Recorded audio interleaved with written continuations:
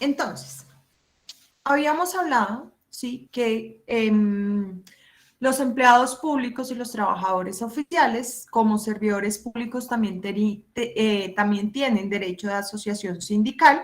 Sin embargo, el ejercicio de la negociación colectiva se encuentra restringido, ¿sí? A pesar de ello, aquí en Colombia se garantiza incluso el convenio de la OIT frente a negociación colectiva requiere a los estados para el reconocimiento de los derechos de asociación sindical y negociación colectiva para servidores públicos, trabajadores que prestan sus servicios a favor del Estado. Sin embargo, no determina la forma en cómo debe ser garantizado ese derecho.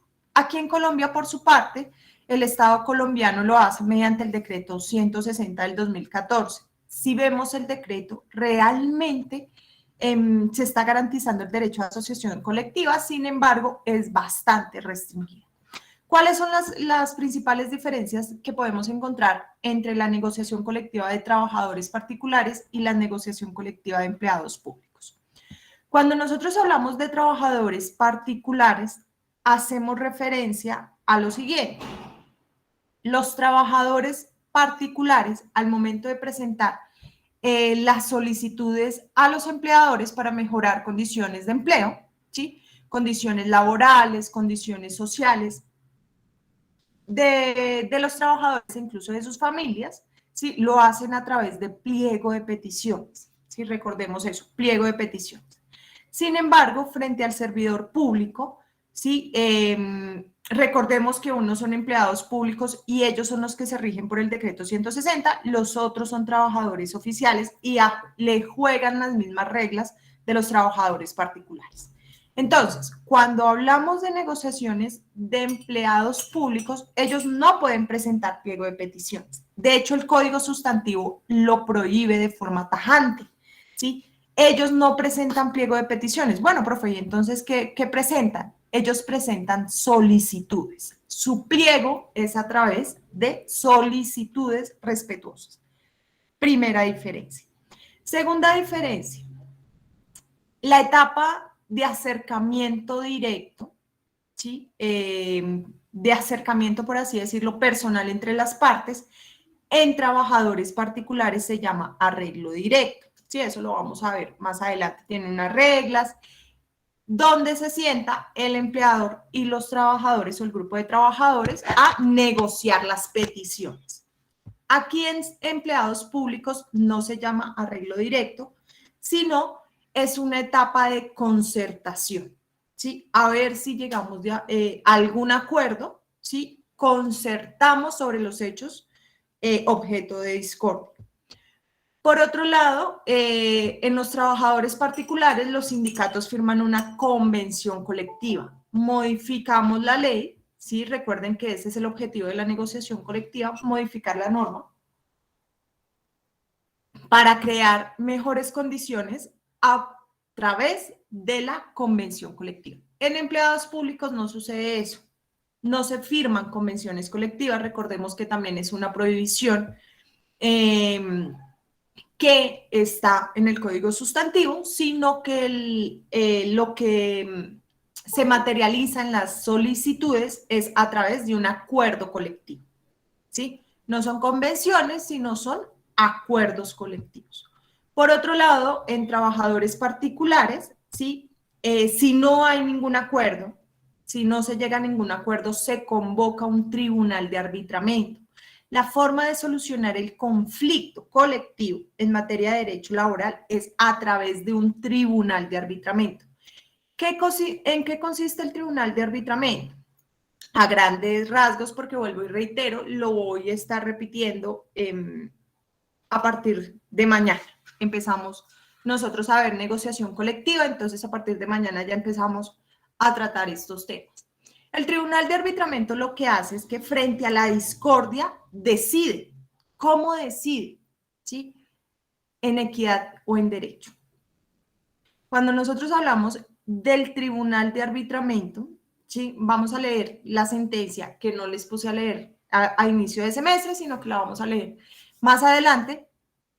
Este tribunal de arbitramiento lo que hace es solucionar de manera definitiva, según ellos crean conveniente, a través de sus experiencias, ¿sí? Los árbitros, ¿no? Entonces ellos hacen el papel de un juez y decide el conflicto imponiendo lo que ellos consideran, ¿sí? Porque ellos fallan en equidad, no en derecho. Entonces, así las cosas, lo que se emite es un laudo arbitral que pone fin al conflicto colectivo en materia de derecho laboral particular, ¿sí? Cuando nosotros hablamos de laboral administrativo, es decir, condiciones propias de empleados públicos, hacemos referencia que el medio de solución del conflicto colectivo no es tribunal de arbitramiento, es la mediación, ¿sí? Si no se llega a un acuerdo, si a pesar de haberse tratado la concertación y no haber llegado al acuerdo colectivo, entonces la solución del conflicto se realiza a través de un mediador, a través de esa figura de la mediación. ¿En qué consiste la mediación? En acercar a las partes para ver si llegan a un acuerdo. Ah, no llegaron a un acuerdo. Bueno, listo. Hasta aquí llego yo porque intentamos la mediación. ¿Sí? Pero a diferencia de los trabajadores particulares, ellos sí resuelven el conflicto a través de un tribunal de arbitramiento. Aquí los empleados públicos es a través de la mediación. Entonces, hay que tener en cuenta para negociar aspectos de empleados públicos según el decreto 160, hay que tener en cuenta los siguientes aspectos. ¿Listo? ¿Cuáles son los siguientes aspectos? En la negociación colectiva de empleados públicos, nosotros debemos respetar siempre la competencia constitucional y legal para la fijación de factores salariales y prestacionales con base en la ley. Recordemos que los empleados públicos son trabajadores que prestan su servicio de forma personal, pero el empleador es el Estado. Por lo tanto, es el Estado que impone las reglas, ¿sí? Y las condiciones de trabajo. ¿Cómo lo hace? A través de una ley, ¿sí? O bien en la Constitución me determina esos aspectos, o bien el legislador es quien lo regula. ¿Listo? Entonces, al momento de hacer la negociación, nosotros siempre debemos mirar qué facultades tiene, o más bien las competencias que recaen exclusivamente en la Constitución o en la ley. Y no podemos afectar esas competencias, ¿sí? No podemos modificarlas en virtud de acuerdos colectivos. No se puede. Algunos aspectos incluso recaen única y exclusivamente en el Congreso y en el presidente. Es decir, para modificar la norma tenemos que traer al Congreso y al presidente. De allí, otro aspecto que debemos tener muy en cuenta es que se puede negociar, pero tenemos una restricción así como con asterisco gigante, ¿sí? Y es que cada vez que nosotros vayamos a negociar algunos aspectos propios de condiciones laborales de empleados públicos, requerimos algo que se llama sostenibilidad financiera y fiscal, ¿sí? Es un principio que incluso está traído para otros aspectos diferentes a la negociación colectiva de empleados públicos, como modificaciones pensionales, modificaciones de algunos sectores de seguridad social, artículo 49, ¿sí? Que se modifica y se incorpora esto de la sostenibilidad fiscal y financiera. Frente a la negociación de empleados públicos, entonces siempre que nosotros vayamos a negociar, debe haber previsión y provisión presupuestal. Es decir, en otras palabras, el Estado nos debe decir, ah, sí, hay plata. De aquí vamos a sacar, de este rubro, de este presupuesto, vamos a sacar las condiciones que nosotros queremos mejorar, ¿sí? ¿Cuál es la respuesta general del Estado? No, es que no hay plata. ¿Sí? Ajá, no. ¿Para qué es que es? No, no hay plata.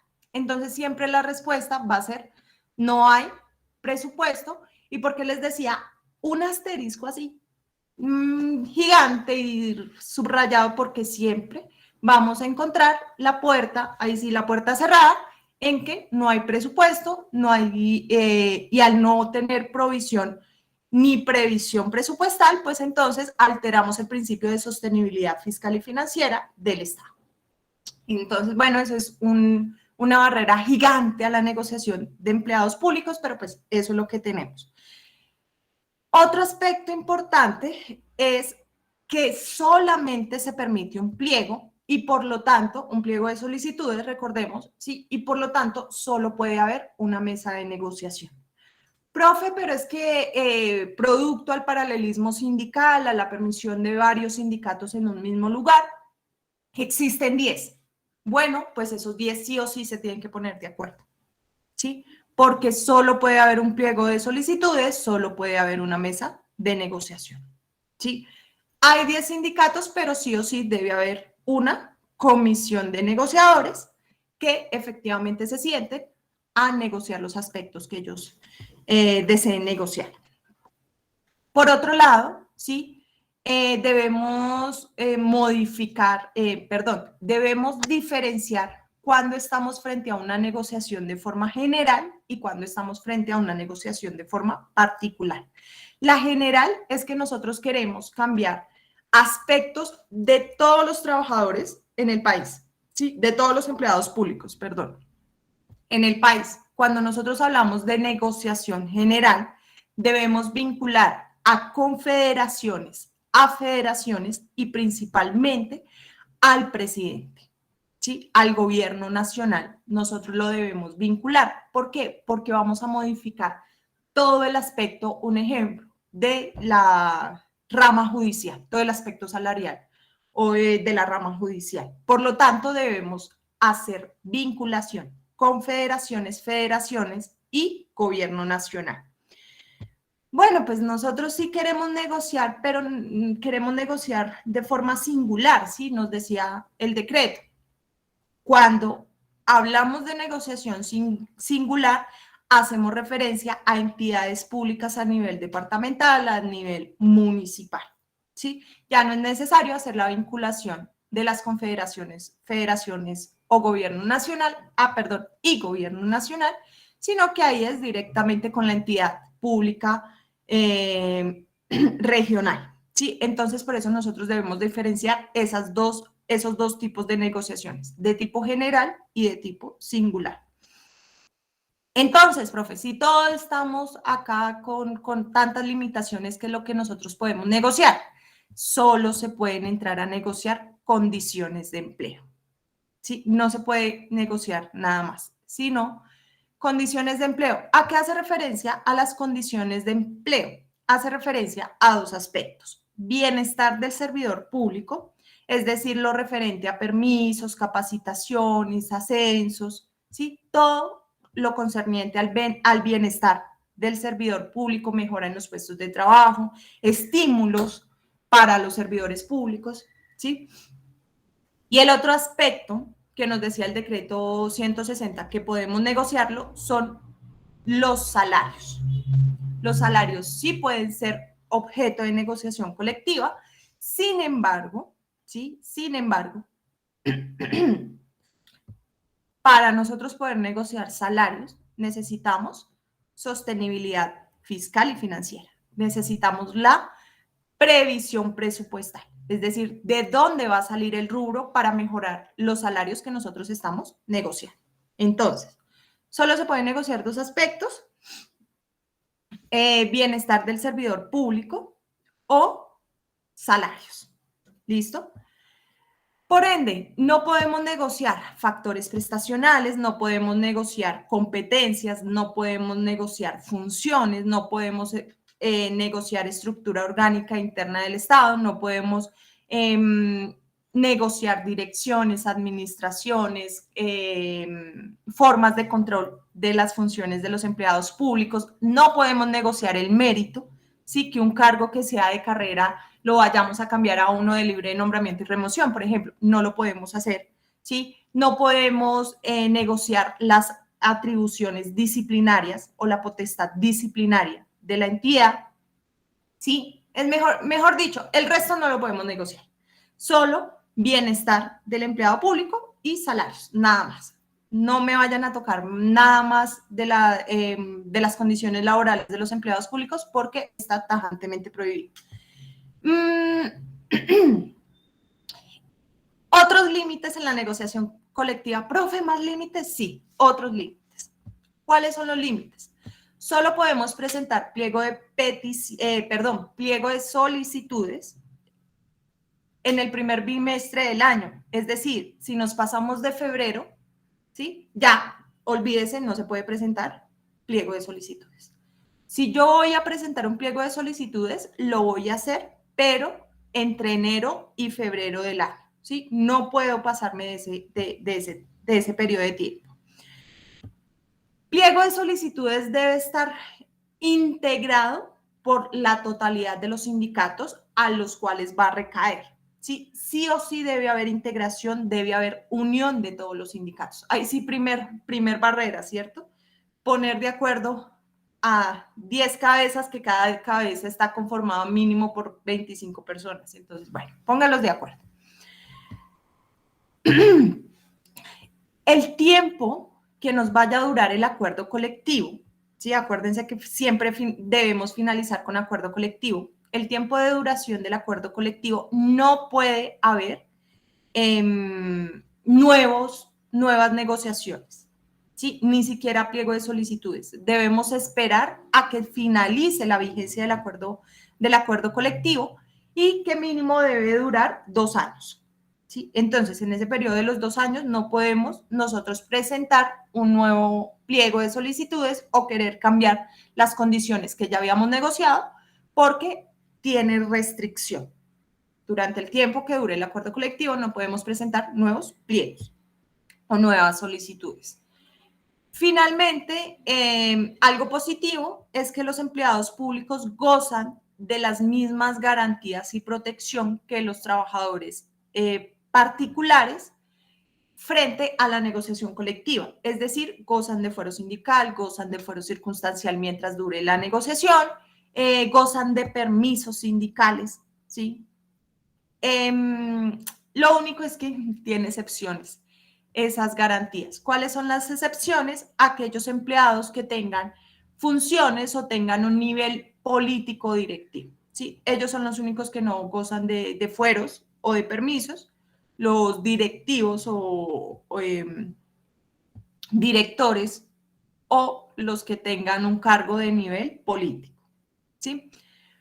Finalmente, algo positivo, ¿sí? Algo bueno para los empleados públicos es que si se llega a un acuerdo, el acuerdo colectivo cobija a la totalidad de empleados públicos, hagan parte de los sindicatos o no hagan parte, ¿sí? Si nosotros mejoramos las condiciones de un empleado público, debemos extender esas mejoras a todos los empleados de la entidad, ¿sí? No es válido solamente aplicar a un sector o a un grupo de trabajadores, así ellos hayan sido los que hayan llegado al acuerdo, sino debe ser de forma obligatoria extensivo para toda la entidad pública. ¿Listo? Eso era como el resumen que les quería hacer frente al decreto 160 del 2014, la clase pasada. Pero pues no nos alcanzó el tiempo, pero bueno. Entonces, bueno, ¿qué es fuero? ¿Qué entienden ustedes por fuero? Lo asimilo con una protección especial, profe. Muy bien, sí. El fuero es una... sí me dejo, sí. Pero creo que... Ah, sí. Listo. Entonces, una protección especial, ¿sí? Una garantía especial a un trabajador. ¿Para qué? ¿Sí? Para que pueda ejercer un derecho. En este caso, ¿no? En el derecho laboral colectivo. Para que pueda ejercer un derecho sin temor a represalias, sin temor a perder el empleo, ¿sí? De allí que la protección de los fueros en materia de derecho laboral colectivo, ¿sí?, estén destinados a dos derechos: el derecho de asociación sindical y el derecho de negociación colectiva, ¿sí? ¿Por qué? Porque es que si yo ejerzo mi derecho de asociación sindical en un país como Colombia, lo primero que me va a hacer la empresa es sacarme. ¿Sí? Porque es que a mí no me gustan esos izquierdosos, esos petristas, esa gente guerrillera que solamente quiere que los mantenga. No, no, no, no, no. Al primer sindicalista aquí en la empresa, mejor dicho, se va. ¿Sí? Entonces, ¿qué hace ese fuero? Es precisamente otorgar esa garantía al trabajador que quiera hacer uso de sus derechos constitucionales, porque es que no es que el derecho de asociación sindical me lo acabo de inventar, anoche me lo soñé y hoy ya me lo inventé, ¿sí? No, sino que se trata de un derecho constitucional. De hecho, ahí sí adelantándome 2 semestres, es un derecho humano reconocido incluso en la Declaración de los Derechos Humanos. Hace, no el semestre pasado, sino el antepasado, tuve la clase de laboral internacional con los chicos de sexto semestre y ellos apenas yo les dije, mire, es que estos derechos son humanos reconocidos por la ONU, reconocidos no solamente por la Organización Internacional del Trabajo, sino también por otras organizaciones como la OEA, la Organización de Estados Americanos, como un derecho humano. Todos decían, pero ¿cómo así? Entonces, si es humano, ¿por qué acá? Entonces uno dice, porque le han metido a uno la idea de que efectivamente no es, no, esos son derechos de segunda categoría, dicen algunos, ¿no? Eso es un derecho de segunda generación o de segunda categoría, eso va después de los derechos, del derecho como la vida, de los derechos de libertad. No, no, no, eso no es nada importante. Dejémoslos de lado. No, acá efectivamente incluso en la Declaración Universal de los Derechos Humanos está reconocido el derecho a asociación sindical como un derecho fundamental y nosotros no lo pasamos por la galleta, pero bueno. Entonces, como tiene este rango, se ha generado, o más bien se ha creado estos fueros en virtud de que haya protección verdadera para el ejercicio de los derechos de asociación y de negociación colectiva, ¿sí? Por lo tanto, el trabajador puede tener la libertad de ejercitarlos, ¿sí?, de ejercer esos derechos sin la represalia de que sus condiciones sean desmejoradas o que sean despedidos en razón del ejercicio del derecho de asociación sindical y del derecho de negociación colectiva. Entonces, ¿en qué consiste el fuero sindical? El fuero sindical nos va a proteger ese derecho que está consagrado en el artículo 39, ¿sí? Derecho de asociación sindical. Ojo, ojo con esto, porque el fuero sindical lo que hace es proteger a la persona que está ejerciendo la asociación sindical, ¿sí?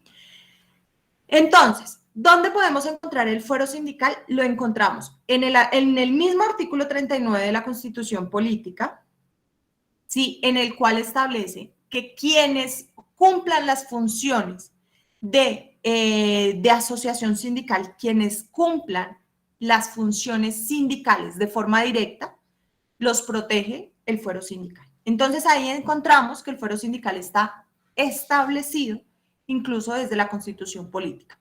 Por otro lado, el Código Sustantivo del Trabajo regula específicamente en qué consiste eso del fuero sindical y cómo va a operar. Alguien, por favor, que me regale la lectura del 405 del Código Sustantivo.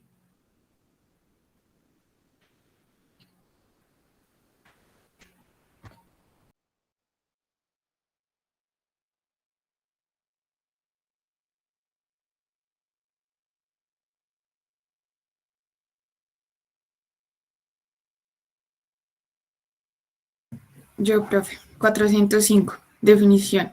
Se denomina fuero sindical la garantía de que gozan algunos trabajadores de no ser despedidos ni desmejorados en sus condiciones de trabajo, ni traslados a otros establecimientos de la misma empresa o a un municipio distinto, sin justa causa previamente calificada por el juez del trabajo. Entonces, lo que nos dice el artículo 405 es en qué va a consistir. en que aquellos, ojo, aquellos que efectivamente ejerzan el derecho o ejerza funciones sindicales mejor, ¿sí? No pueden ser despedidos, desmejorados o trasladados, ¿sí? En razón de su función sindical. Ay, no. Ya sé que no lo puedo despedir, pero es que si yo sigo dejando ese izquierdoso, me va a volver sindicalistas a toda la empresa. Entonces, ¿sabe qué? Se me va por allá para la costa y toda su familia la tiene en el centro del país. Pues como grave, ¿no? Entonces, lo que hace este fuero es proteger en esos tres aspectos a los trabajadores que ejercen funciones sindicales. De allí que el fuero sindical no sea para todos los miembros del sindicato, ¿sí? Sino para aquellos quienes ejerzan realmente funciones sindicales, ¿sí? Ojo con eso. Y eso nos lo recuerda el artículo 406. Por favor, si quieres, Camila, regálame nuevamente la lectura del 406. ¿A quiénes protege? 406. Trabajadores amparados por el fuero sindical. Están amparados por el fuero sindical. A. Los fundadores de un sindicato desde el día de su constitución hasta 2 meses después de la inscripción en el registro sindical sin exceder de 6 meses. B. Los trabajadores que, con anterioridad a la inscripción en el registro sindical, ingresen al sindicato para quienes el amparo rige por el mismo tiempo que para los fundadores.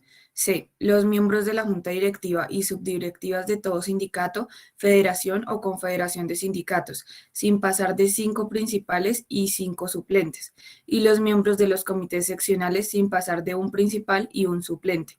Este amparo será efectivo por el tiempo que dure el mandato y 6 meses más. D.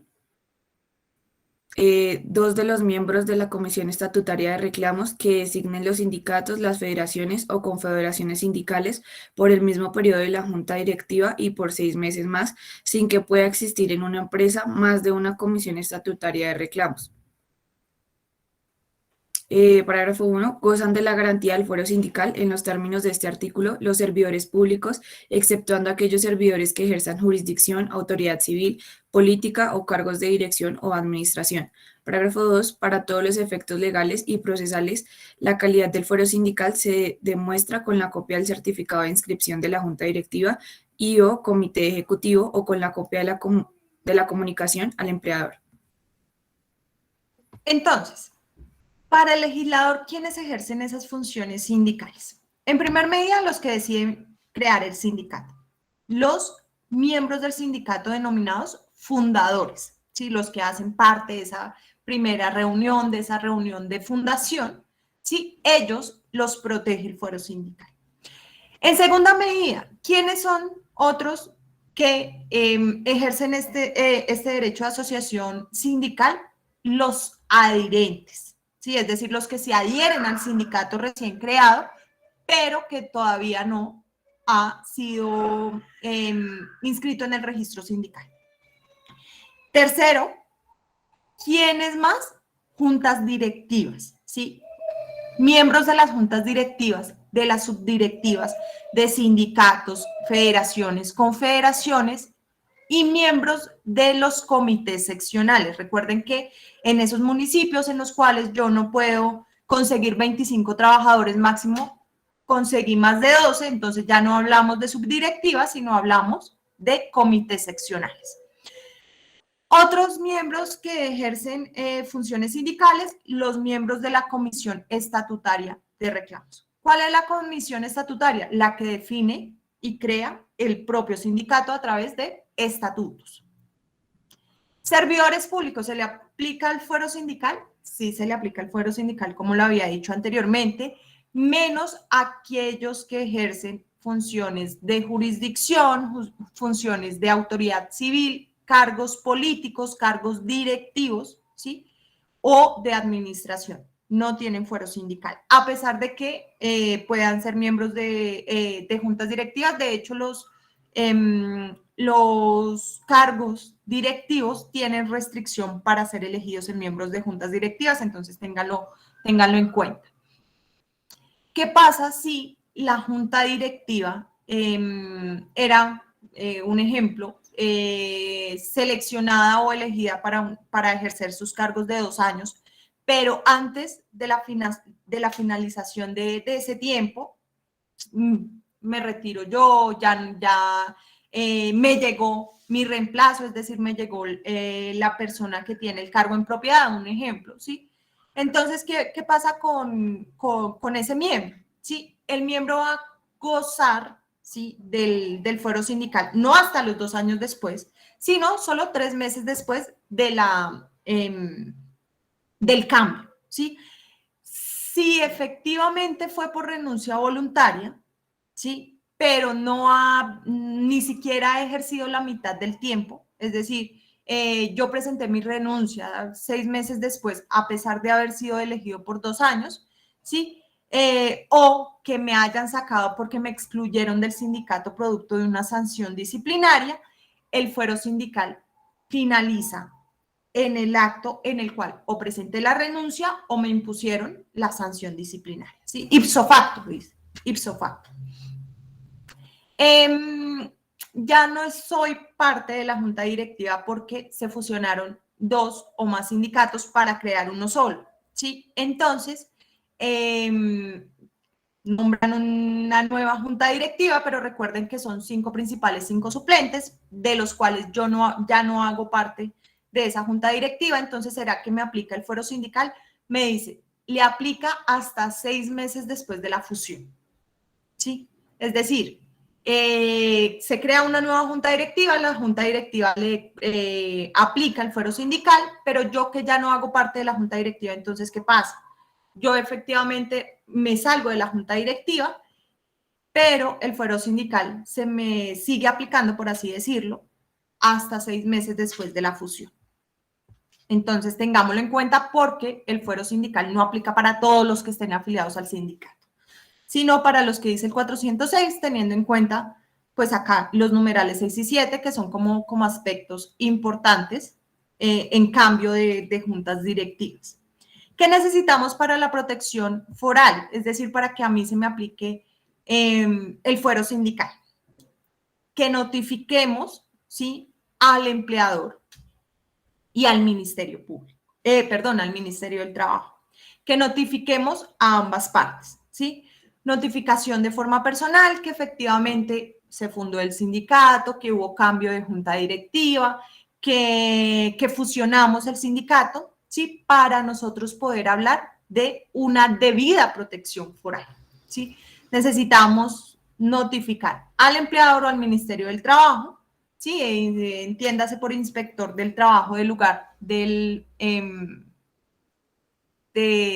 domicilio del sindicato, si quienes a su vez vuelven y notifican al empleador. Entonces, al empleador se debe notificar 2 veces, una al mismo sindicato y 2 el Ministerio del Trabajo. Fuero circunstancial. Este fuero es circunstancial, entonces, como les decía, la protección foral en materia de derecho laboral colectivo busca la protección de 2 derechos, asociación sindical y negociación colectiva. Cuando nosotros hablamos de fuero circunstancial, es para ese segundo derecho, ¿sí?, el de negociación colectiva. ¿Qué significa esto? Que aquellos que hayan presentado un pliego de peticiones, aquellos que se encuentren incursos en un proceso de negociación colectiva, durante el tiempo que dure la negociación colectiva, tienen protección foral, ¿sí? ¿A través de qué fuero? A través del fuero circunstancial, ¿sí?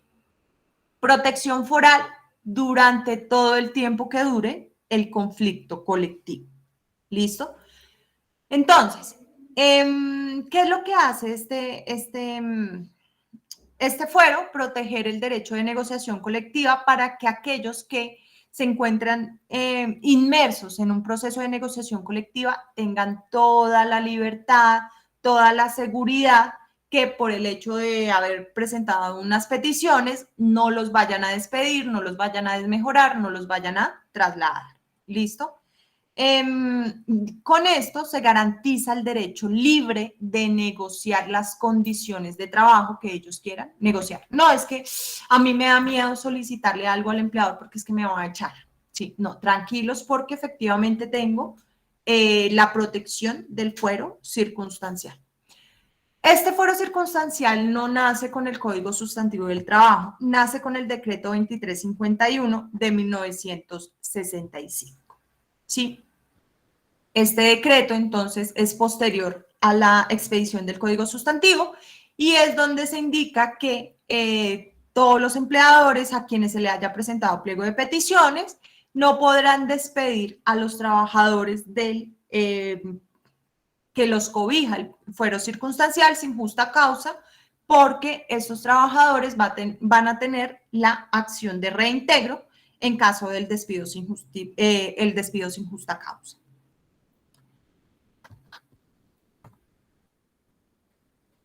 ¿Qué ha dicho la Corte Suprema frente a la protección del artículo 2351?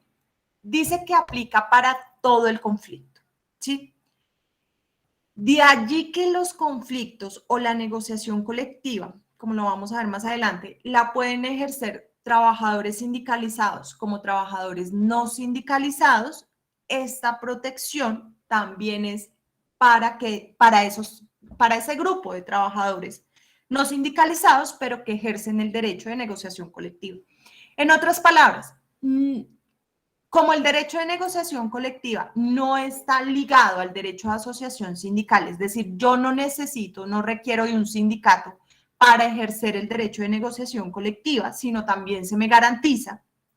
Entonces, la protección foral del fuero circunstancial también opera para esos trabajadores, así no estén sindicalizados. ¿Listo? Y para todos aquellos que hacen parte del conflicto colectivo. ¿Desde qué momento? Desde la presentación del pliego de peticiones y hasta la firma de la convención o pacto colectivo. ¿Listo? Finalmente, vamos a encontrar el fuero convencional. Este fuero convencional no nace de la ley, sino nace de la voluntad de las partes. Sí, recordemos que la convención colectiva va a mejorar lo que la ley ya estableció, ¿sí? Los puntos mínimos de la ley. ¿Qué nos dice la ley? Hay fuero sindical y hay fuero circunstancial, con las reglas que nosotros ya aplicamos, ¿sí? que acabamos de mencionar. Pero yo quiero mejorar esa norma y le quiero dar fuero a los trabajadores que no tienen fuero sindical, un ejemplo, ¿sí?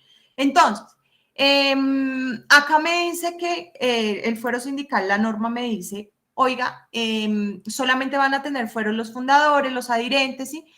Yo como sindicato quiero un fuero para aquellos que se acaban de afiliar, pero es que la norma me dice que solamente van a tener los adherentes, es decir, los que se vinculan al sindicato antes del registro sindical, pero es que el registro sindical ya lo tenemos, ¿sí? Entonces, a través de la negociación colectiva, en nuestra convención colectiva, que es nuestra nueva norma, nosotros establecemos un fuero sindical, un fuero convencional, en el sentido que aquellos que se nos afilien posterior al registro sindical tengan una protección de 6 meses, una protección foral de 6 meses. Un ejemplo, ¿sí? Profe, ¿cuántos fueros convencionales pueden haber? Los que quieran, como los quieran, ¿sí? Esa es la libertad de la negociación colectiva. Y de allí también que pueda existir fueros convencionales, ¿sí? Eso sí, debemos establecer condiciones, debemos establecer aspectos propios de protección, porque nosotros estamos legislando, ¿sí? Nosotros estamos creando esa ley que podemos utilizar y en la convención colectiva, entonces podemos establecer fueros convencionales, ¿sí? Todos aquellos que estén por fuera de la norma. ¿Dónde los vamos a consagrar? En la convención colectiva, que va a ser la norma de obligatorio cumplimiento, tanto para empleador como para trabajadores, ¿sí? ¿Por cuánto tiempo va a durar el fuero convencional? Por el tiempo que nos dure la convención colectiva, ¿sí? Que nos vaya a durar la norma que estamos creando. Entonces, recordemos que la convención colectiva o el pacto colectivo lo que hace es mejorar las condiciones a través de modificación, supresión o creación de una norma nueva, así que yo lo puedo hacer a través de este proceso.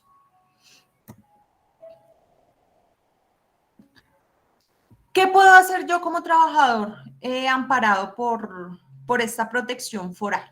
Entonces, ¿qué acciones se me derivan del fuero? Hay dos clases de acciones que se derivan del fuero sindical. Las que ejercen los empleadores y las que ejercen los trabajadores, ¿no? Es como raro, pero bueno. Por parte del empleador, ¿qué acción puedo yo acudir o ejercer frente a un trabajador protegido con fuero, con alguno de estos fueros?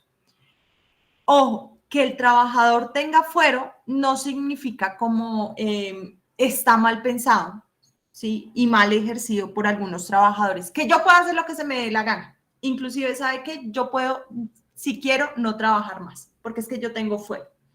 Eso no es cierto. ¿Por qué? Porque todavía existen unas justas causas. Quiero despedir al trabajador, ¿sí? ¿Por qué? Porque, qué sé yo, está inmerso en una causal, atentó contra mi vida, yo como empleador. Entonces no puedo hacer nada en contra del trabajador. La norma le dice, tranquilo, señor empleado, usted sí lo puede despedir, pero primero ejerza la acción del levantamiento del fuero. ¿En qué consiste? Yo voy ante el juez, le presento las pruebas, le presento la causal y le digo, señor juez, yo no puedo tolerar una situación de estas. Por lo tanto, levante el fuero y una vez levantado el fuero, ahí sí, despídalo. ¿Sí? Pero el despido, obviamente justificado y demostrado la causal, ¿sí? Puede ejercerse con autorización del juez del trabajo. ¿Sí? Ay, ¿quién entonces me autoriza? Juez del trabajo, únicamente juez del trabajo. Necesito trasladarlo porque voy a crear una sede nueva y este trabajador es el que, mejor dicho, tiene o sea, no hay nadie en la empresa que tenga las competencias de él. ¿Lo puedo trasladar?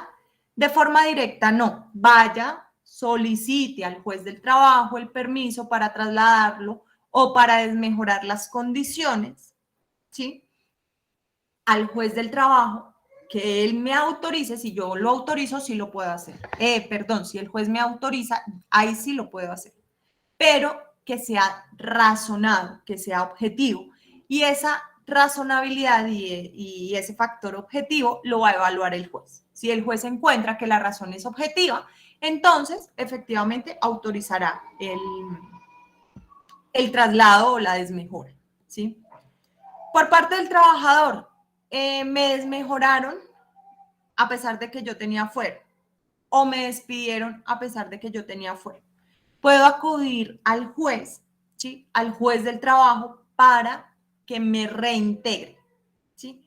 Porque se trata de un despido ilegal, ¿sí? Aquí estamos frente a un despido ilegal, el trabajador está protegido a través o bien del fuero sindical o bien del fuero circunstancial o incluso del fuero convencional y a pesar de ello me despiden, no solicitan autorización, no demuestran que yo estaba inmerso en una justa causa, puedo solicitarle al juez acción de reintegro. Limitante de la acción de reintegro. Solo puedo ejercer la acción 2 meses después del despido o la desmejora o el traslado. Si yo no lo hago dentro de esos 2 meses, entiendo que estuve de acuerdo con la decisión del empleado.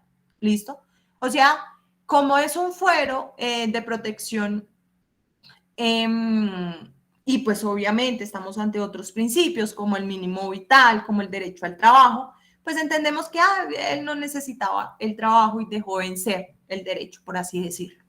Recuerden que por el tiempo se pierden las cosas y efectivamente, pues aquí cuando hablamos de protección foral en materia de derecho laboral colectivo, son 2 meses. ¿Listo? 2 meses. Profe, ¿por qué tan rápido? Porque así lo dice la ley. Acá está, 2 meses. Término de 2 meses para presentar esas acciones. Una vez fui despedido, una vez fui desmejorado, una vez fui trasladado, tengo solo 2 meses para ejercer las acciones. Artículo 118 del Código Procesal del Trabajo y de la Seguridad Social. ¿Sí? Entonces, imagínense que si nosotros hacemos lectura del artículo 118, habla de los 2 meses para acción de reintegro. ¿Qué pasa? Esta norma fue demandada por constitucionalidad y en la sentencia C381 del 2000 de la Corte Constitucional estableció su exequibilidad, sin embargo, la condiciona a que el término de los 2 meses también opera para el empleador. ¿Sí? Es decir, antes de esta sentencia, es decir, antes del 2000, los empleadores hacían una muy olímpica. ¿Sí? Decían, yo tengo 2 meses como trabajador para demandar la acción de reintegro o demandar pues que me desmejoraron mis condiciones, ¿sí? A pesar de tener protección foral. ¿Qué hacían estos magos? Porque era, mejor dicho, era magia.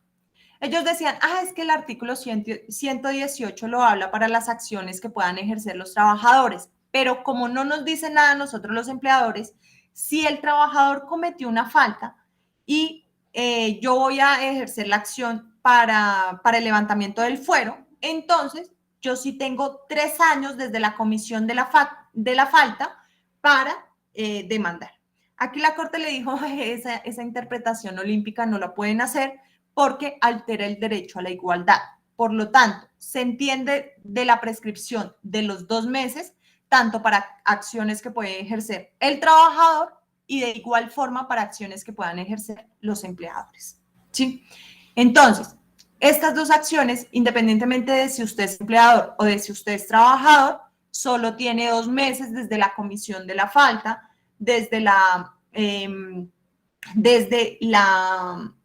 necesidad, ¿sí? Que surja la necesidad para trasladarlo, desmejorarle las condiciones, solo tienen 2 meses. Lo mismo para los trabajadores. Me fueron desmejoradas mis condiciones, me bajaron el salario, un ejemplo, me trasladaron, ¿sí? Me quitaron los beneficios que yo tenía, producto de que estoy ejerciendo el derecho de negociación colectiva o asociación sindical, entonces solo tengo 2 meses, ¿sí?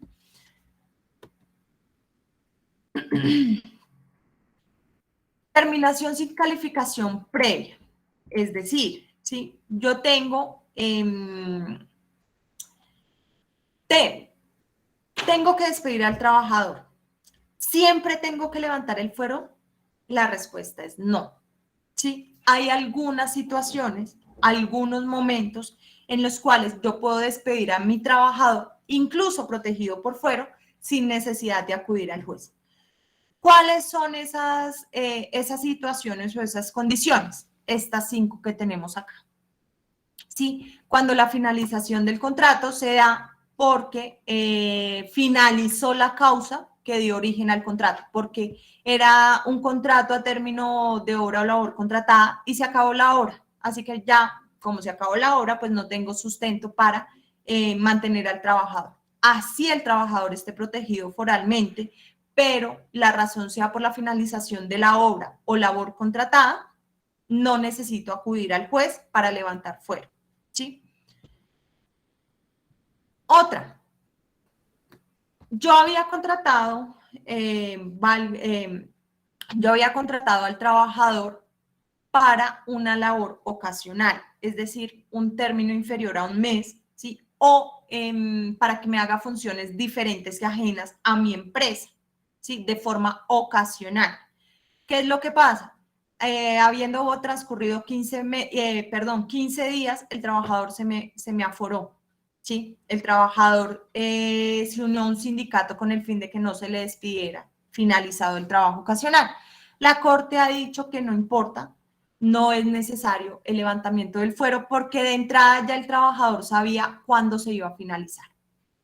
¿Listo? Y que su contratación era de forma ocasional.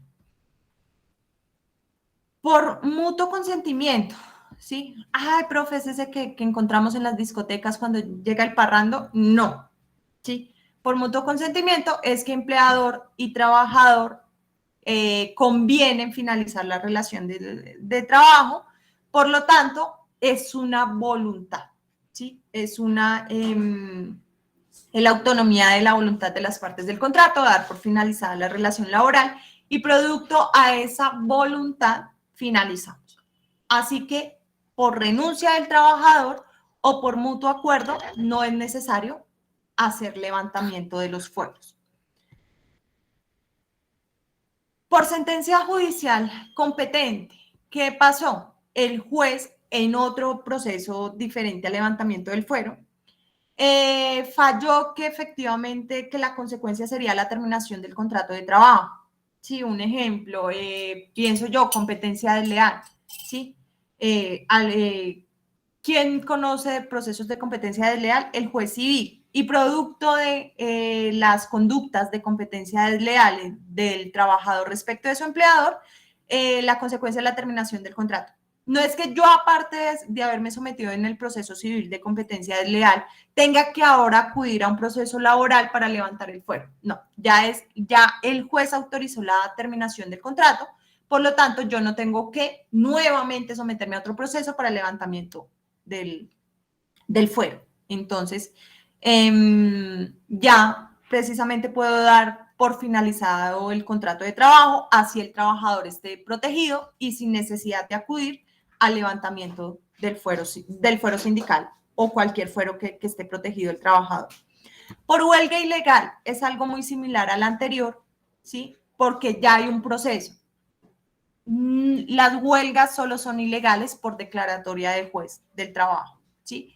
No podemos nosotros estar hablando que los sindicatos o los trabajadores ejercieron una huelga ilegal a menos de que haya una sentencia que así lo decida. Y la consecuencia de la huelga ilegal es que el empleador puede finalizar los contratos sin necesidad de levantamiento de fuero sindical. ¿Qué pasa con la suspensión del contrato? ¿Será que yo no puedo suspender el contrato de un trabajador protegido foralmente? La respuesta es sí, sí se puede suspender. ¿Qué ha dicho la Corte Suprema al respecto? Como la protección foral va encaminado a 3 aspectos. A, que el trabajador no sea desmejorado, no sea trasladado o no sea despedido, ¿sí? Sin justa causa y sin autorización del juez del trabajo. Las suspensiones no están previstas para esa protección. Por lo tanto, como la suspensión puede ser incluso a través de una sanción disciplinaria, ¿sí? Entonces, el empleador está en la libertad de suspender trabajos, incluso de trabajadores aforados, porque pues no están protegidos a la suspensión, ¿sí? Suspensión del contrato de trabajo, recuerden, paralizan los elementos esenciales del contrato, pero no los finaliza y la protección va dirigido a eso, a la finalización del contrato. Obviamente, la suspensión debe ser objetiva, ¿sí? Debe ser razonada con las causales y procedimientos establecidos en el Código Sustantivo. Entonces, no es necesario acudir al juez para que me autorice suspender contratos. En este caso no se hace necesario. ¿Listo?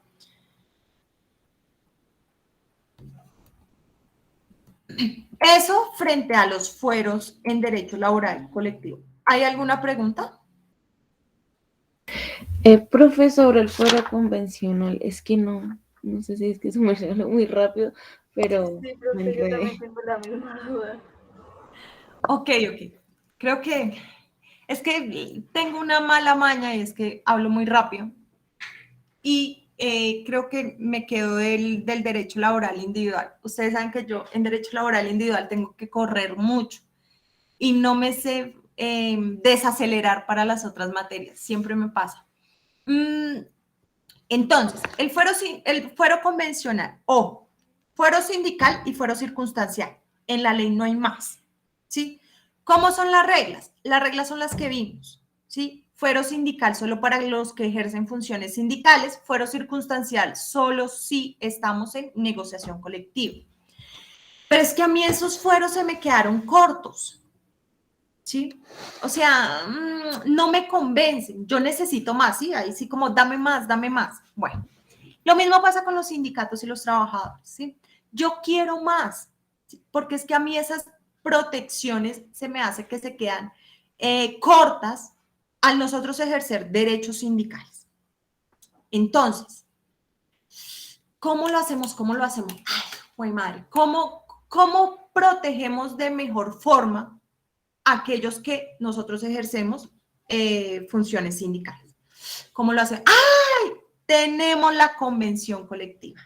Ah, tenemos la negociación colectiva. Claro, esa es. ¿En qué consiste la negociación colectiva? Es que no lo hemos visto todavía, pero ¿en qué consiste la negociación colectiva? En mejorar esas condiciones laborales donde la norma se me quedó corta. ¿Sí? Ah, la norma me pone unos mínimos, pero yo puedo mejorar esos mínimos. ¿Sí?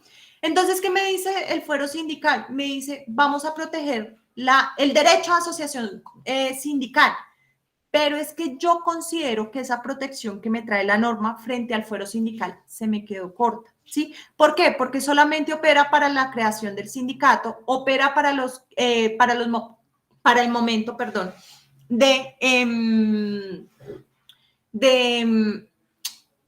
antes de la inscripción en el registro sindical. Bueno, sí. Y entonces, ¿qué hacemos nosotros para motivar a los trabajadores a que se nos unan? ¿Sí? En la convención colectiva, como nosotros hacemos papel de legislador, ¿por qué? Porque creamos, modificamos o suprimimos normas. Y la norma ya no será el código sustantivo, sino será la convención colectiva para la empresa. ¿Sí? Entonces, ¿yo qué quiero hacer? Motivar a los trabajadores para que se me unan. ¿Cómo lo hago? En la convención colectiva propongo un fuero diferente o mejor que el que me trae la ley, porque la norma me lo permite. Eso es parte del ejercicio de la negociación colectiva. Entonces, ¿yo qué hago? ¿Cómo los voy a motivar? Ay, inventémonos un fuero. Ay, ya sé, aquellos que se adhieran al sindicato, independientemente de que tengan inscripción en el registro sindical, los proteja foralmente. ¿En qué consiste la protección foral? En que no puedan ser despedidos, desmejorados o trasladados. Entonces, vengan ustedes, se nos unen y a partir de la unión al sindicato tienen 6 meses de protección foral. ¿Eso lo trae la ley? No, pero lo trae la convención colectiva. De ahí que el fuero se denomine convencional, porque lo creamos nosotros como parte del ejercicio de la negociación colectiva. Otro ejemplo, en una sentencia de tutela, esa sí fue de tutela, estaban peleando un fuero convencional. Me pareció súper interesante cuando yo estaba preparando la clase para esto del fuero convencional, vi la sentencia. ¿En qué consistía ese fuero convencional específicamente de esa sentencia de tutela? Ahí sí, el anterior me lo inventé yo, este sí es caso real. Resulta que por convención colectiva, los trabajadores habían logrado un fuero convencional que consistía de la siguiente forma. Cada vez que ellos tenían reunión en el sindicato, ¿sí? Tenían capacitaciones propias del sindicato, ellos no solo tenían el permiso sindical para acudir a estos actos que organizaba el sindicato, sino adicional a ello tenían un fuero de protección que creo que era de 2 meses después de haber ejercido, esa actividad sindical. ¿Eso lo dice la ley? No, no lo dice la ley. Lo decía la convención colectiva que era aplicado para ellos. ¿Qué pasó? El empleador despidió a uno de ellos, ¿sí? A 1 o 2 trabajadores que los protegía el fuero convencional. ¿Qué dijo la Corte Constitucional al respecto en esa tutela? Ojo, porque no fue Corte Suprema, porque fue precisamente en virtud de la acción de tutela. ¿Qué dijo la Corte Constitucional? Recordemos que el ejercicio de negociación colectiva es de negociar libremente las condiciones que ellos quieran, ¿sí? Y si el empleador aceptó y producto de esa aceptación nace la convención colectiva, eso es de norma obligatoria. Así no está en la norma, ¿sí? Lo que ellos crearon fue un fuero convencional. Y así como lo crearon, debe ser protegido y respetado.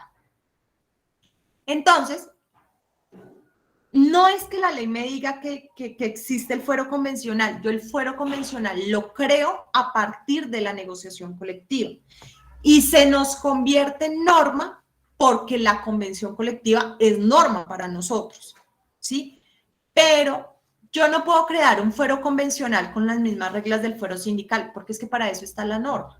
Sí, para eso el Código Sustantivo tiene el fuero sindical. Lo que yo hago con el fuero convencional es proteger trabajadores que legalmente no están protegidos, ¿sí? Condiciones de ejercicio, bien de negociación colectiva o de ejercicio de funciones sindicales que no están previstas en la ley, ¿sí? Y lo puedo hacer en virtud de esa libertad que nace del derecho de negociación colectiva. ¿Ahora sí quedó más claro? Sí, señora. ¿Sí? O es que realmente es confuso, pero espero que nos despejemos más y despejemos completamente la duda cuando veamos el derecho de negociación colectiva, cuando veamos eso de convenciones colectivas, de cuál es el objeto de la negociación colectiva. Profe, pues es que no sé si es una pregunta muy boba, pero digamos, No te preocupes, nunca son bobas. una persona, un trabajador puede estar protegido por dos fueros al mismo tiempo, o solo por... Sí, puede estar protegidos por dos fueros. Fuero sindical, un ejemplo, y fuero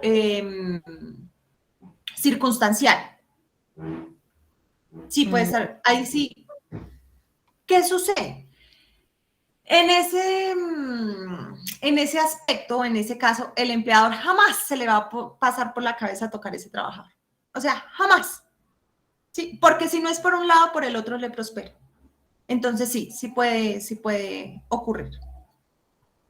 De hecho, una trabajadora en estado de embarazo puede tener el fuero de maternidad y aparte tener un fuero sindical.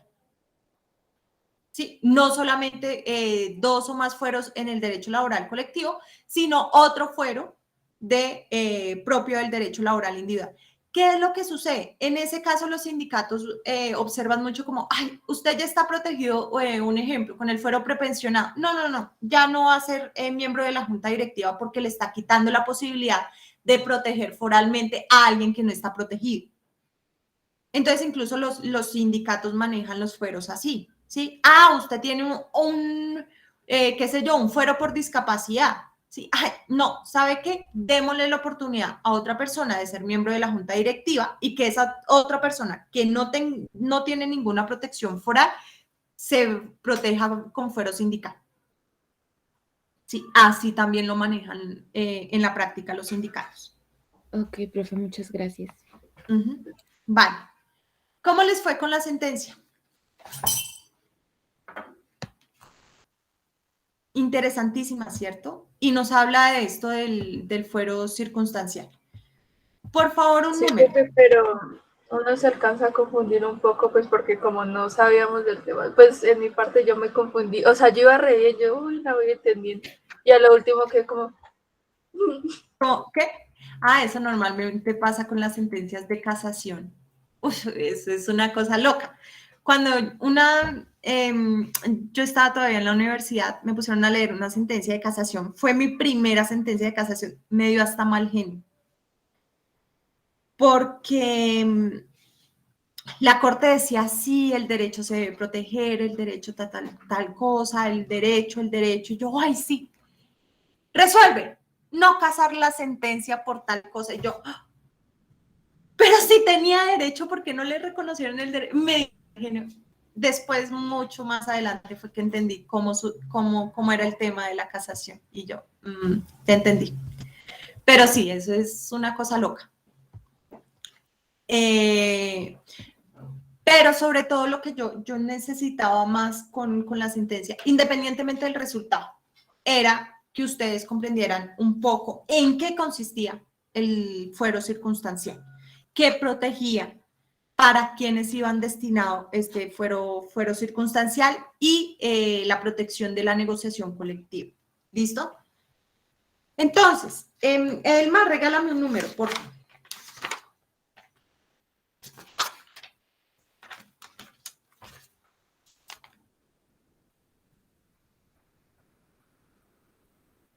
¿No me escuchas, Elmar? Un número. 20, profe. Buenos días, profe. Buenos días. 20. María José, otro número. El 15. 15. Ah, fácil. 20 menos 15. Karen Alejandra Callejas. Hola, profe, buenos días. ¿Cómo estás? Bien, sí. Profe, no te puedo encender la cámara. Es que, o sea, sí puedo, sino que si la enciendo se me pausa el internet súper feo. No te preocupes. Ahí sí, necesitas escuchar tu Bueno, hermosa voz. Bueno, entonces, bueno, magistrado pone, empiezo desde el número de la sentencia y eso, profe. sí, Bueno, claro, no sabemos nada. número de sentencia SL 3344 del 2020. Fecha 26 de agosto de 2020.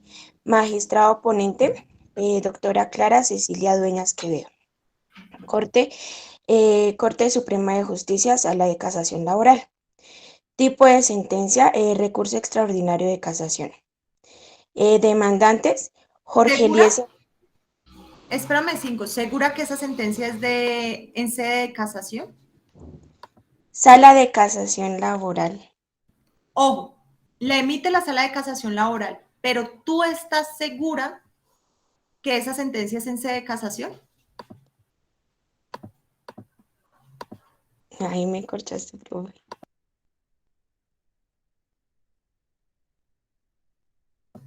Ojo con eso porque eso es una parte importantísima para el análisis saber en qué estamos, en qué sede estamos. Sede de casación, sede de tutela, sede de apelación, ¿en qué sede estamos?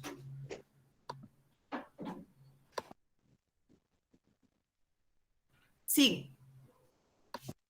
Demandantes, Jorge Eliezer Caballero Miranda, Ruperto Antonio Enríquez Montano, Jorge Guillermo Moreno Castañeda y Camilo Enrique García Pacheco. Demandado, CI ¿Quiénes son Prodeco, ellos?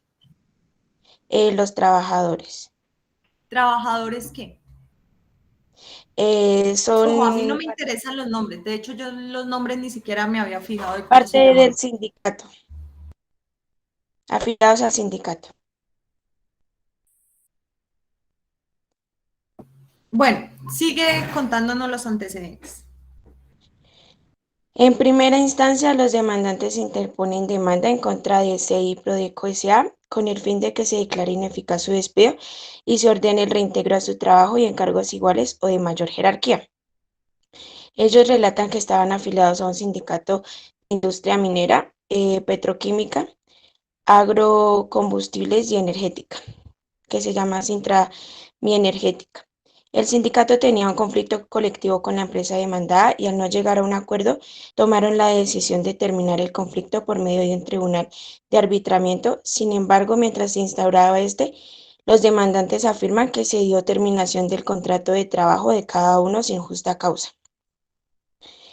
Con No tus palabras, obstante, ¿qué fue lo que pasó? pues ellos están demandando su despido sin justa causa, o sea, ellos dicen que es un despido sin justa causa, pero pues la verdad fue, o sea, esta empresa iba, iba como, o sea, no fue un despido sin justa causa porque esta empresa, ay, profe, estoy nerviosa, esta empresa iba, ay, se me fue la palabra. Iba, ¿Qué pasa entre el sindicato y la empresa?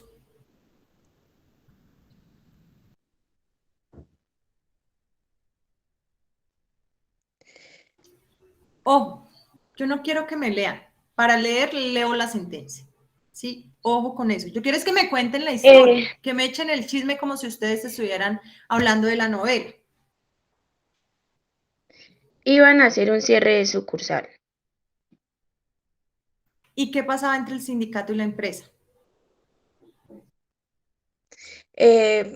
Pues como iban a hacer este cierre de sucursal, ellos no estaban de acuerdo con el despido de los afiliados del sindicato.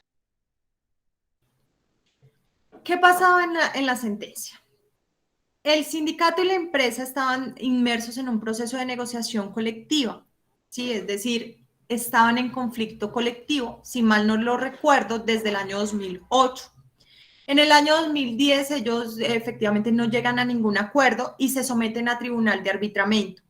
Pasado varios años, que si mal no estoy son como 2 o 4, la empresa va a cerrar porque se quedó sin un contrato grande. producto de, de esta finalización de ese contrato que estaban ejecutando, hay un cierre parcial de la empresa, ¿cierto?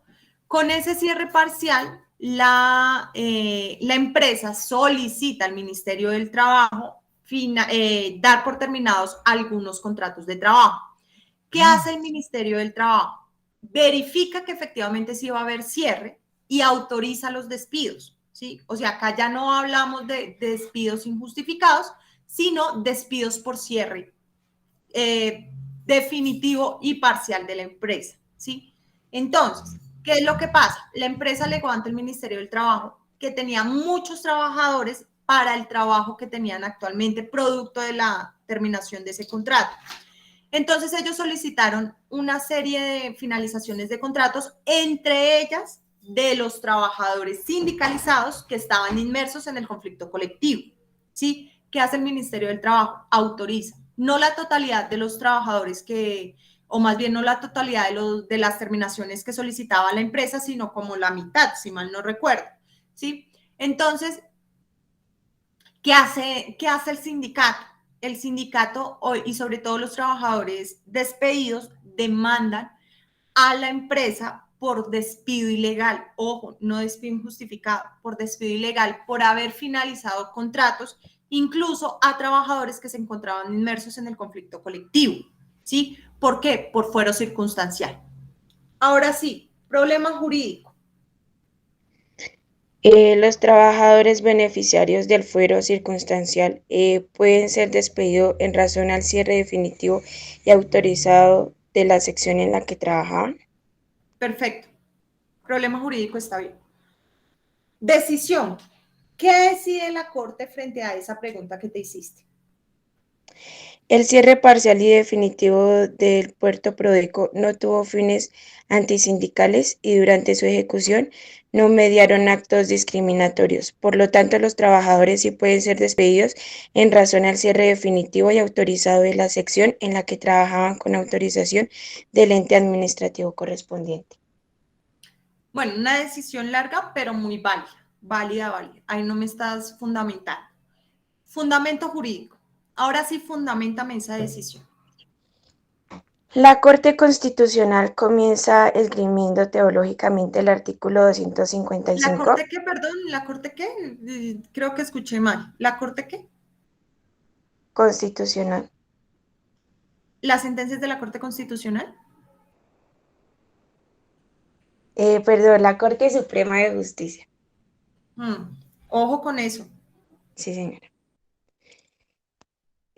Comienza esgrimiendo teológicamente el artículo 255 del Código Sustantivo del Trabajo y hace referencia a que el fuero circunstancial es aquel del que gozan los trabajadores sindicalizados y no de no ser despedidos en ocasión a un procedimiento de negociación colectiva.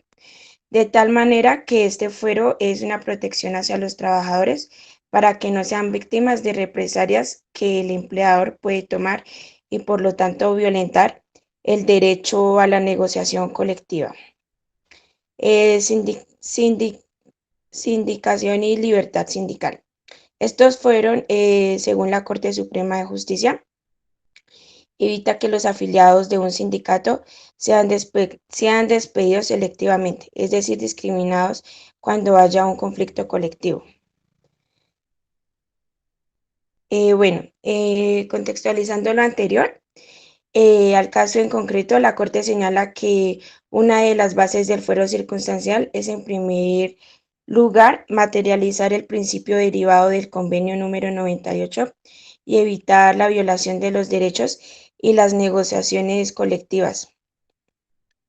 Sindicación libertad, de tal manera que cuando una empresa recibe la autorización para realizar un despido colectivo por parte del ente administrativo correspondiente, en este caso el Ministerio de Trabajo, en virtud del numeral 3 del artículo 67 de la Ley 50 de 1990, debe tener pleno conocimiento de toda la información técnica financiera, contable, comercial y administrativa.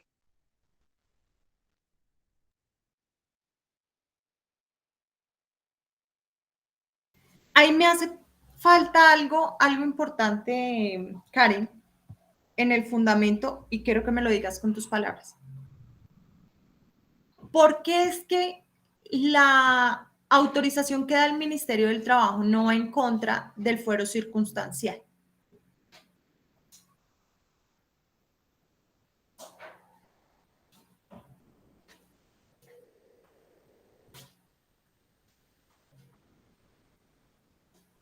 Profe, qué pena, pero creo que a Karen se le fue el internet porque salió de la llamada. Ah, fue más chica. Sí, Listo, señora. ya llegó. Gracias, Laura. Karen, te decía, ahí me falta algo importante y quiero que me lo respondas. Me lo respondas tú con tus palabras. ¿Por qué para la Corte, para la doctora Clara Cecilia Dueñas, no fue discriminatoria la autorización del Ministerio del Trabajo? Concretamente, ¿por qué no fue discriminatorio? Y no atentó el derecho de asociación, el derecho de negociación colectiva protegido a través del fuero circunstancial.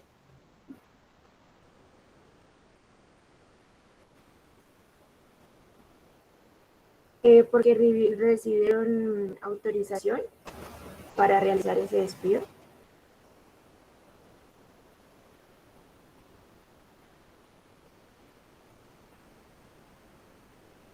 ¿Pero por qué? Sí, ya sabemos que no atentó el derecho de asociación sindical porque no fue atentatorio, pero ¿por qué no atenta?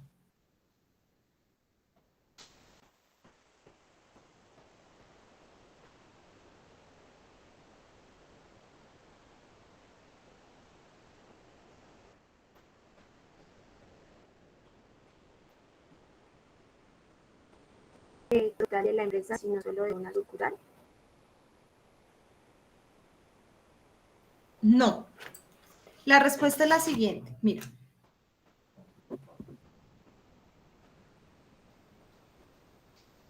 La respuesta es la siguiente. Espérame, cinco. Listo. ¿Hacia qué iba dirigida la autorización? A la verificación de que la empresa se quedaba sin el contrato de ese puerto, ¿sí? Y producto de que ya no iba a estar ese puerto, tenía que cerrarlo, tenía que cerrarse. De allí que si se cerraba el puerto, pues se finalizaban los contratos de trabajo. La protección foral va encaminada a que el trabajador o el grupo de trabajadores puedan ejercer el derecho de negociación colectiva con libertad, sin la represalia o el temor de que fueran despedidos. ¿Por qué razón? Por la negociación colectiva, ¿sí? Por la presentación del pliego de peticiones. Ahora la pregunta es, ¿ese despido fue por esa causa? No. No, ¿cierto? El despido no fue por esa causa. El despido obedeció a una causa completamente distinta y era la crisis frente a la terminación del contrato. ¿Sí? Al no tener la finalización de los contratos, relación directa con la discriminación que protege el fuero circunstancial, se decía que el despido era legal. Adicional a ello, la magistrada dice, oiga, es que ya el inspector del trabajo en el procedimiento de autorización, en el procedimiento administrativo, ya verificó que la causa que alegaba el empleador era comprobada, era razonada y producto a ello autorizó las terminaciones. Como la causal es diferente a la protección del fuero circunstancial, ¿sí? Es sustancialmente diferente, no puede hablarse de despido discriminatorio, que es lo que protegen los fueros. Producto a ello, el despido es legal. Porque si hubiera fraude, ¿sí? Se debió haber demostrado en el proceso administrativo. Vuelvo y reitero, y esto ya lo he dicho anteriormente, incluso en derecho laboral individual. Resulta que por más que los fueros sean protecciones, sean garantías especiales para los trabajadores para evitar ser despedidos, resulta que no impide al empleador terminar los contratos de trabajo por razones objetivas. ¿Sí? ¿Cuáles son las razones objetivas? Cierre de la empresa. ¿Se cerró la empresa porque el sindicato estaba negociando? No, se finalizó por una razón objetiva, porque ya no va a haber ejecución en ese puerto específico. Y como ya no va a haber ejecución en ese puerto específico, pues la consecuencia, si no hay razón para continuar con los contratos de trabajo, pues la consecuencia lógica es la terminación y la finalización. ¿Sí? ¿Qué es lo que pasa? En Colombia, y no sé si en otras partes del mundo, pero específicamente en Colombia, se abusa del derecho. ¿Qué significa? Esto también opera para los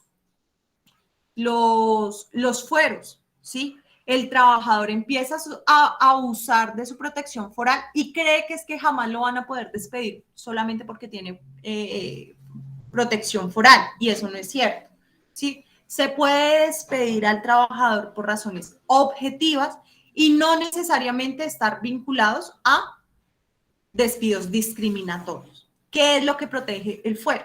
¿Sí? Y eso lo dice muy bien la sentencia. Oiga, el fuero circunstancial está, sí, sí está. ¿Para qué está? Para que no sean despedidos discriminadamente. ¿Sí? Para que, usted que me ejerció el derecho de negociación colectiva, despedido. ¿Sí? No. Y aquí, como hay un despido justificado, conocido por una autoridad administrativa, comprobado, el despido es legal. El despido es legal. Básicamente ese es el argumento central de la Corte. Ojo, si hace un análisis, si estudia el fuero circunstancial, pero es el argumento que tiene la Corte para decir, no, aquí no se vulnera el fuero circunstancial, no se vulnera el derecho de negociación colectiva y no estamos frente a despidos discriminatorios, ¿sí? Entonces, ojo con los argumentos, ojo con los argumentos. Varios chicos, muy buenos análisis, ¿sí? Relacionaron de forma directa esos tres aspectos, problema jurídico, fundamento y decisión, pero hay otros que todavía nos faltan, ¿sí? Entonces, ojo, tiene que tener relación directa de por qué es que no. Y ojo, también no es discriminatorio. ¿Por qué? Porque se comprobó que el despido no era discriminatorio. Ajá, ¿y por qué? ¿Sí? No me están diciendo nada, no me están fundamentando. ¿Qué pasa con las sentencias no fundamentadas? Se nos caen. ¿Sí? Las revocan, las casan, ¿sí? Si no tenemos fundamentos fuertes que podamos convencer al jefe, por así decirlo, al superior jerárquico, pues nos van a echar de para atrás la sentencia. Entonces los argumentos son necesarios obligatoriamente. Karen, tienes 3.8, ¿listo? Entonces, yo creo que no sé si hay alguna pregunta frente a la sentencia.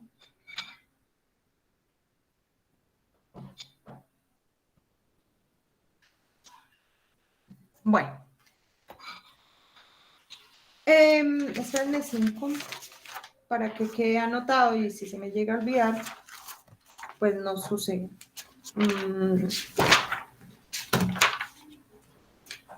Acá.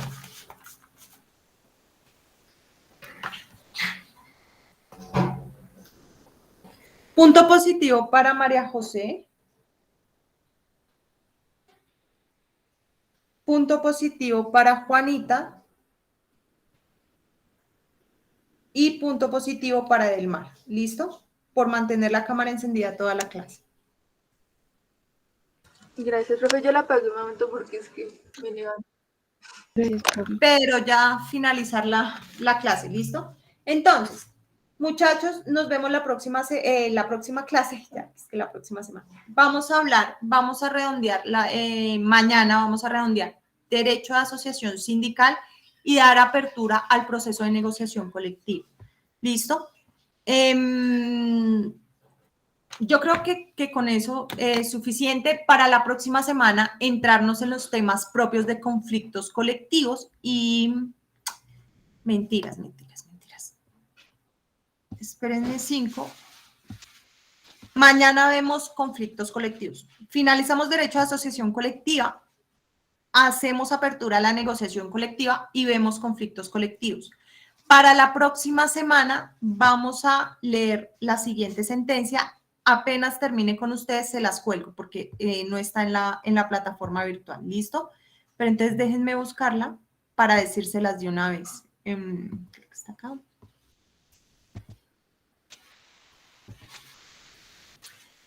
SL 4879 del 2017. ¿Listo? Sentencia para...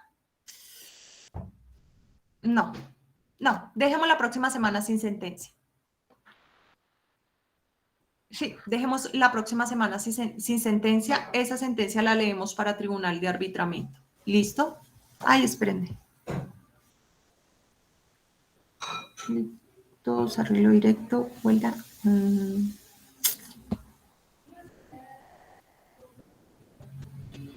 Sí, dejemos esa sentencia para más adelante.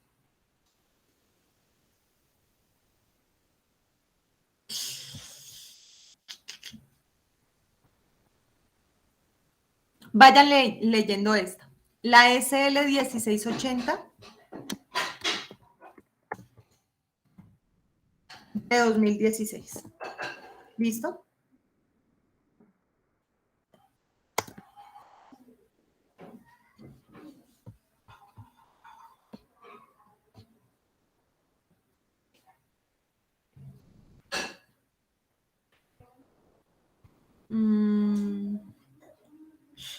No, lástima. No, son muchas sentencias y no nos da el tiempo entre las semanas. Entonces, para aquellos que la quieran leer, vamos a hablar de esa sentencia, algo mañana y algo más adelante, ¿listo? SL 4870, sí. SL 4879 del 2017. Léanla los que la quieran leer, no va a entrar en la Getty, por eso les puse ahí asterisco. SL 4879 del 2017. Si no la encuentran, me lo pueden enviar un mensaje por correo electrónico y se las comparto. Yo esa sentencia la tengo acá en mis archivos. Muy interesante, habla de los conflictos colectivos, clases de conflictos y cómo se solucionan los dos diferentes tipos de conflictos. Tiene, espérenme, les digo cuántas hojas, esa es súper corta. Si mal no estoy, tiene 17 páginas, perdón, 23 páginas, pero es súper corta y es muy buena para diferenciar los tipos de conflictos. Entonces, léanla por su cuenta, porque este corte ya tendríamos 4 sentencias y pues se me hace ya demasiado excesivo y tampoco nos da. Entonces, léanla los que lo puedan leer y charlamos así sin calificar la sentencia para los que lo vayan a leer. ¿Listo? Nos vemos el día de mañana. Ay, gracias, Laura. Sí, esa es la sentencia. Sí, señora. Es súper corta. Realmente es corta y es muy fácil de leer, por eso es aún más corta. ¿Listo? Nos vemos el día de mañana. Mañana entonces trataremos, finalizaremos derecho de asociación sindical, empezaremos negociación colectiva y hablaremos algo de los conflictos colectivos. ¿Listo? Gracias, Entonces, profe. Hasta luego. Vale, muchachos. Ya finalizamos la clase hasta aquí por el día de hoy. ¿Listo? Muchas gracias, profe. Hasta luego. Gracias, profe. Hasta luego.